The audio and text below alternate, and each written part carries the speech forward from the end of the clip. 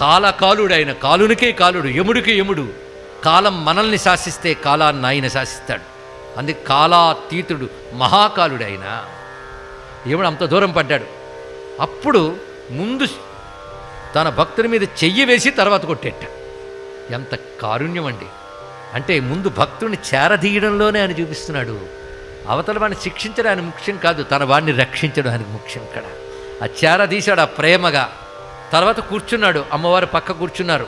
ఆ పిల్లవాడిని ఎత్తి ఒళ్ళో పెట్టుకుని తల నిమిరి 7 కల్పాల ఆయువు నీకు ఇచ్చాను పో అన్నాడు. ఇక్కడ 7 కల్పాలు, సంవత్సరాలు కాదు, కల్పాలు. కల్పం అంటే ఎవరికైనా ఐడియా ఉండొచ్చు.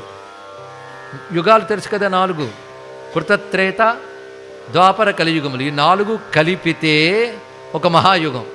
ఇలాంటి మహాయుగాలు 71 అయితే ఒక మన్వంతరం. అలాంటి మన్వంతరాలు 14 అయితే ఒక కల్పం.